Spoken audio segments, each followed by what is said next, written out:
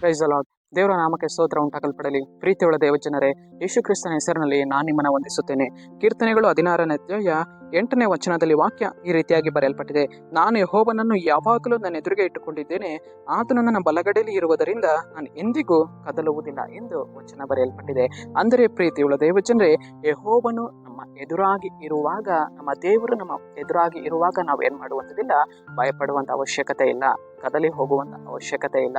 ದಾವೀದನಲ್ಲಿ ಬರೀತಾ ಇದ್ದಾನೆ, ನನ್ನ ದೇವರು ನನ್ನ ಬಲಗಡೆ ಇದ್ದಾರೆ, ನನ್ನ ದೇವರು ನನ್ನ ಎದುರುಗಡೆ ಇದ್ದಾರೆ, ಆದುದರಿಂದ ನಾನು ಏನಾಗುವುದಿಲ್ಲ, ಕದಲಿ ಹೋಗುವುದಿಲ್ಲ, ಬಿದ್ದು ಹೋಗುವುದಿಲ್ಲ ಎಂದು ದಾವೀದನು ಬರೀತಾ ಇದ್ದಾನೆ.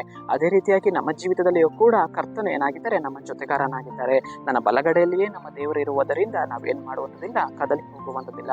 ಅನೇಕ ವಾರ್ತಿ ನಾವು ನೆನೆಸ್ತೇವೆ, ನಾನು ಕದಲಿ ಹೋಗಿಬಿಟ್ಟೆ, ನಾನು ಬಿದ್ದು ಹೋಗಿಬಿಟ್ಟೆ ಅಂತ ಅನೇಕ ವಾರ್ತಿ ನಾವು ನೆನೆಸ್ತೇವೆ. ಆದರೆ ದೇವರು ನಮ್ಮ ಜೊತೆಗಾರನಾಗಿರುವುದರಿಂದ ನಾವು ಕದಲಿ ಹೋಗುವುದಕ್ಕೆ ದೇವರು ನಮ್ಮನ್ನ ಬಿಡುವುದಿಲ್ಲ, ಬಿದ್ದು ಹೋಗುವುದಕ್ಕೆ ನಮ್ಮ ದೇವರು ನಮ್ಮನ್ನ ಏನ್ ಮಾಡುವುದಿಲ್ಲ, ಬಿಡುವುದಿಲ್ಲ.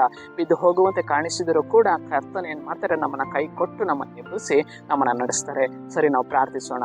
ಅಪ್ಪ ದೇವರೇ, ನಿಮಗೆ ಸ್ತೋತ್ರ. ಈ ವಾಕ್ಯ ಭಾಗ ಸಂದೇಶವನ್ನ ನೋಡ್ತಾ ಇರುವ ಜನಗಳನ್ನು ನೀನು ಮುಟ್ಟು ದೇವರೇ, ಕದಲಿ ಹೋಗದಂತೆ, ಬಿದ್ದು ಹೋಗದಂತೆ, ಭಯ ಪಡದಂತೆ ನೀನು ಅವ್ರನ್ನ ಕೈ ನಡೆಸು ದೇವ. ನಿಮ್ಮ ನಾಮಕ್ಕೆ ಸ್ತೋತ್ರ ಕರ್ತನೆ, ನಜರೇತಿನ ಯೇಸುವಿನ ನಾಮದಲ್ಲಿ ತಂದೆ, ಆಮೆನ್.